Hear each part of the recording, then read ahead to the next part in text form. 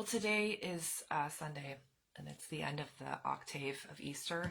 I didn't really know anything about the octave of Easter until I started celebrating the death of Pope Francis. And I don't know if you would call it a celebration or not. In a way, it is a celebration.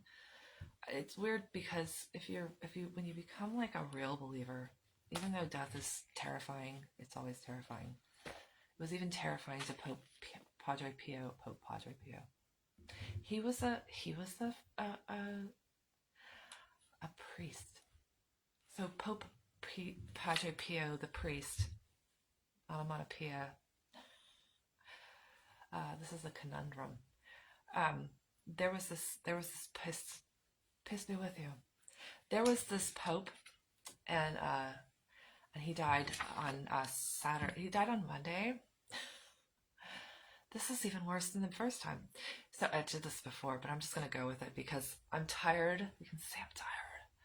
I didn't get to go to Mass today, so instead of going to Mass, I opened up my Bible and started reading it. And I read from the chapter at the end of Daniel, and for the first time today, I saw something that was so cool. And it really was so cool because for me, I've been searching for why people believed in Jesus. I was like, why do people believe in Jesus? Because, this all ties into my wisdom thing. For a long time, I've been like, why did people want to go to their deaths for Jesus? And why did people want to be like a martyr? Because people did that. Like a lot of people did it. Like 40 people. As a matter of fact, this is an interesting martyr story. So there were 40 people that were on a pond and they were going to freeze. And this is a true story. There's the 40 martyrs on the ice, and there's the 40 martyrs of England. But the 40 martyrs on the ice is the story I'm talking about. So there's these 40 guys, and like 4 of them decide that they don't want to die like that, and they change their mind. So then 4 other people who were present took their place, and they all went to their demise. So I'm like, I've always been like, why would anybody want to do that? And I used to pray out of this book from the time I was young. So this is the one that I just had my mom buy for me for $4 on the internet. And this is the one I got. Oh my gosh. And this is the one that I got when I graduated from 8th grade or was in school at St. Jude in Sandy Springs, Georgia. It's got a little thing that says Mary Aldridge in it. That's not my name anymore, but once upon a time my name was Mary Aldridge. And this one is in really bad shape. I can't even it's got like a weird stain on it. It's like the pages are all falling out. This is how much I've prayed with this thing. This is like, these are some of my favorite prayers. But I pray the saint. I pray the prayers to Saint Bridget the most, and I really like her because she had a radiating face of joy. So like, stay like Bridget, be joyful. But when I was reading this when I was young, from the time I was in my early 20s then, because I read this, it says here, tips on prayer. Your prayers are strongest at the consecration of the Holy Mass. So, and Padre Pio was afraid to die, and when Pope Francis died this week, I decided that I was going to take the whole week to celebrate his life on my Facebook page and not post anything else. So until tomorrow, after tomorrow, I'll stop doing that. And it was kind of nice because it was really good. It happened in a really good way. So now Pope Francis died, and we all learned about the octave of the church. So maybe so many of us learned about that because of his death. Wasn't that nice? Thanks, Pope Francis, for that. So it says, your prayers are strongest at the consecration of the Holy Mass. And this is going to be a jumble, but I jumble all the time and run right back in. And if you're a reader, then you're used to that because some people do that. So, but the Bible doesn't, I learned this morning. So your prayers are strongest at the consecration in Holy Mass, raising the host and chalice. And this is a good thing to talk about. But yesterday, at like 4 o'clock in the morning, I woke up and watched the Pope. He's buried next to a painting. He's buried next to a painting of Jesus and, excuse me. He's buried next to a painting of Jesus and Mary, a famous one that miracles are attributed to. They made it a feast day, or at least we celebrated on the 28th of January. And that's also, incidentally, the feast of St. Thomas Aquinas. Those two things happen at the same time. So Pope Francis isn't going to be buried in Rome, but he's going to be buried near this painting that he wanted to be buried near. I believe the significance of that is probably more than you read on Wikipedia. So I believe in that. I think that it's known to have ended plagues and stopped great wars. So yesterday we posted something about the significance of the three popes. There was Pope John Paul II, and he taught us something very special. It's below this video. And then there was Pope Benedict, who has long been my screen page, like my when you open my phone, you see Pope Benedict talking like a little boy about how he wanted Jesus to come into his heart. And then, and he tells us something else. And then Pope Francis taught us something else. So I don't remember that because God love me. I can't remember. I'm like the camera shy of camera shies, right? Is that what that's like? So I was in my Bible. So this is my Bible. You'll look at it here. This is my Bible. You'll look at it here. Oh gosh. In the front of my Bible, you can see that I voted. And I did vote. When we saw the casket being carried in yesterday after the funeral, which was very amazing. Oh, I never finished what I was saying. I have to talk. I'm a Johnny Cat fan. You could even call me a Chatty Carrot. Anyway, so did it say one more time? Your prayers are strongest at the consecration and Holy Mass, raising the Holy Chalice. It's right here. Okay? So each time we look at the most blessed sacrament, our place in heaven is raised forever. So yesterday they raised the sacrament, and I felt this really strong feeling about it because I was like, here we are in front of all the nations, in front of all the world, in front of the Lord himself. And I said to the Lord, God be with this man and God be with us all. And you can join me in that prayer. Okay, so in this book here, this morning, I got up and I was like, turned right to Daniel. Here it is. I think I've marked the page now to make it even easier. Yeah, so we were talking about wisdom. So wisdom is funny because in my personal opinion, in my personal opinion, the knowledge of the Lord is the beginning of wisdom, just like they said. And it's a real thing. And it enlightens you. So once you believe, you're able to see things better. I see things sometimes really well, and then sometimes I'm camera shy. So, so I'm a little stumbly, but today I learned something really new. I turned it to this place in the Bible that talks about the 77s and all this stuff. And you read this kind of stuff and you think, this is why this is so interesting. You see this stuff and you think it's really difficult to understand because we know about this wisdom and we can see this stuff as complicated. It's written complicated and the idea of heaven and earth being like in communion is complicated for the human mind to grasp. It's complicated because we have a hard time believing and we see things our way. And then we see it in God's way. And it changes everything. It's like so simple. I love to say to people, you already know what the truth is. Okay? So, Lord, the great and awesome God who keeps his covenant of love with those who love him and keep his commandments. We have sinned and done wrong. We have been wicked and rebelled. We have turned away from your commands and laws. We have not listened to your servants, the prophets, who spoke in your name to our kings, our princes, and our ancestors, and to all the people of the land. Lord, you are righteous, but this day we are covered with shame. The people of Judah and the inhabitants of Jerusalem and all Israel, both near and far, in all the countries where you have scattered us, because of our unfaithfulness to you, we are kings, our princes, and our ancestors are covered with shame, Lord, because we have sinned against you. Okay, so there's that. And that's kind of an important thing. I was discussing the Lord scattering people just yesterday.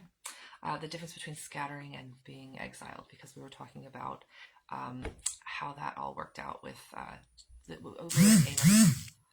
We were in Amos, now we're in Daniel. So in Amos, God's really mad, and in Daniel, he's just telling it like it is to this esteemed Babylonian guy, Daniel. He's not really a Babylonian though. He's a Jew. He's a prophet. Okay, so God decides that he's going to use Daniel, who's this esteemed guy. And just like that, he also uses this other guy, and I thought this was so cool that I wanted to bring it up online. I was like, this was really cool. I guess I'll use it for my story. And then I'll go back to wisdom and the wisdom of the Lord and how Jesus Christ got his crown and how we know that it's Jesus. Okay? All right, so it talks about, and I'd like to go to this one page, but I haven't gone there yet. It talks about how everything's going to take place in the end. And when it does that, it's like the end times, but it's not really like the end times because it's like, no, the end times this is another part of it. It's all part of the prophecy. But there's a king who exalts himself. We won't worry about that right this minute. We're talking about this really cool prophecy that came so true, that's so very obvious in the famous people who are involved. Okay, so at that time, Daniel, mourned for 3 weeks. He's sad because he saw a vision of the end. It was very scary to him, and he didn't understand it. I mean, like if you saw something that was really, really intense, you're just like living in Babylon, drinking wine and interpreting dreams. He's actually probably not the kind that's like chilling like this. He's like an upright kind of guy. But anyway, his life is relatively peaceful, and so he sees this end of the world thing, and it's like, wow, that's really weird. Okay, so the king of the south and the north. Now I tell you the truth, 3 more kings will arise in Persia, and then a 4th. He will be far richer than all the others. When he has gained power by his wealth, he will stir up everyone against the kingdom of Greece. Then a mighty king will arise, who will rule with great power and do as he pleases. After he has arisen, his empire will be broken up and parceled out toward the 4 winds of heaven. It will go to his descendants. It won't go to his descendants, nor will it have the power he exercised, because his empire will be uprooted and given to others. The king of the south will become strong, but one of his commanders will become even stronger than he and will rule over his kingdom with great power. One of his commanders will. After some years, they will become allies. The daughter of the king of the south will go to the king of the north to make an alliance. Okay, so after some years, they will become allies. The daughter of the king of the south will will go to the north and make an alliance, but she will not retain her power, and he and his power will not last. In those days, she will be betrayed together with her royal escort and her father and one who support her. From her family line will arise to take her place. He will attack for forces. I think that it sounds like it came from him.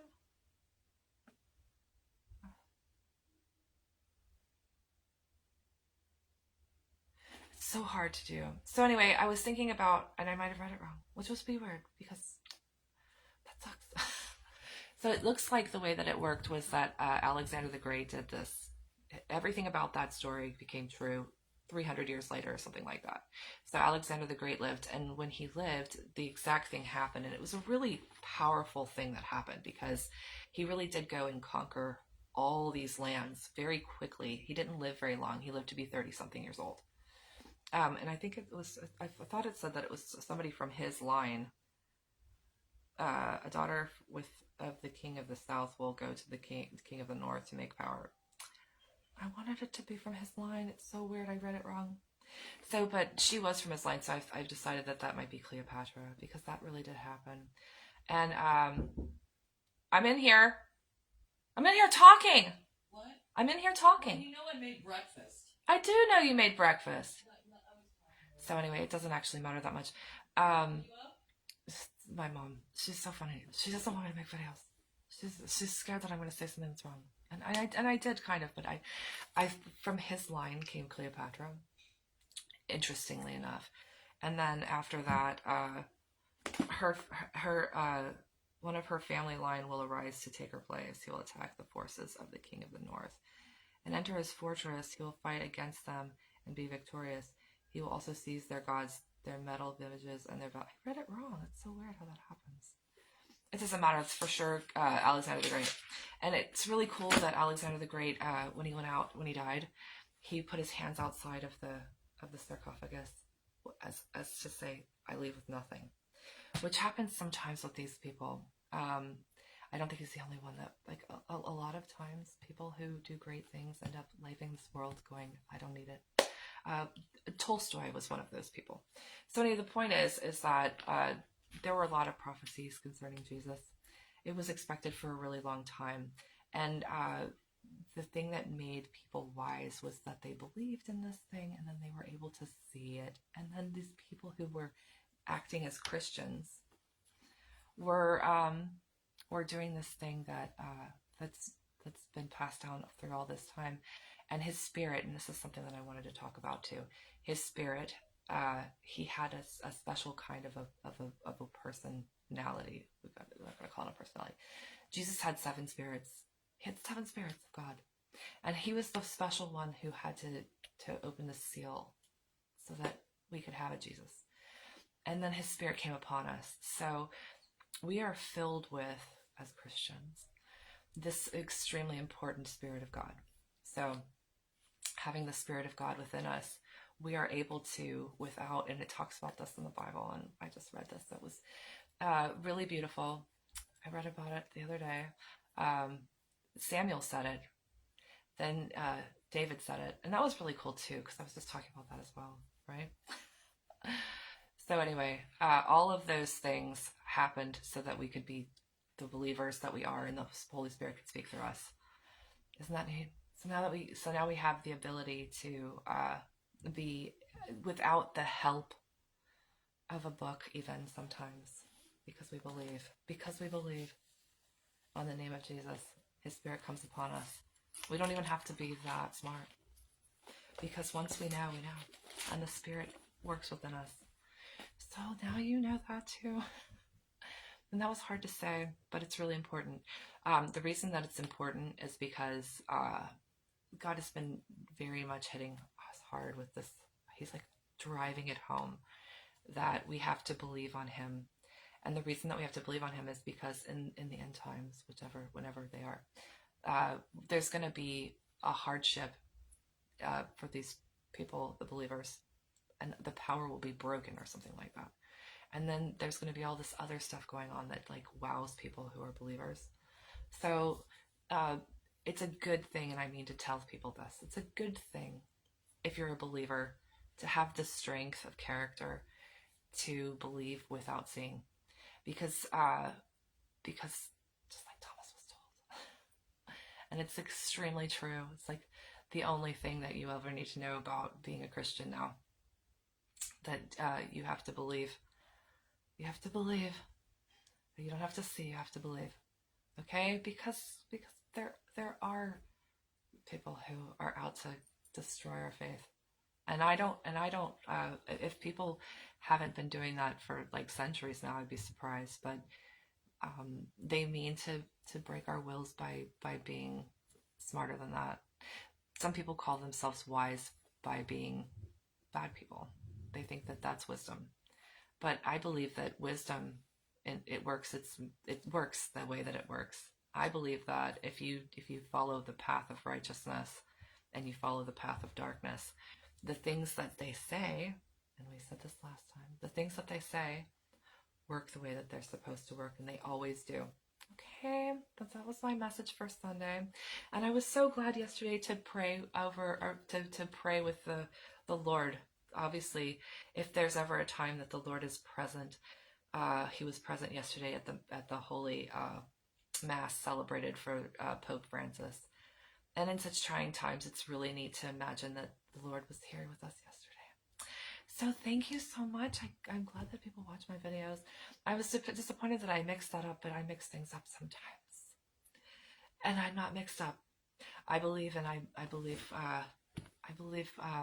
God has actually done everything he said he was going to do, and that it's really obvious. Okay. Oh, and I also saw Joseph yesterday, and that was pretty cool. So like all these people doing all that they could to tell us all that they could was brilliant and beautiful, and I loved it. Okay. Have a nice day.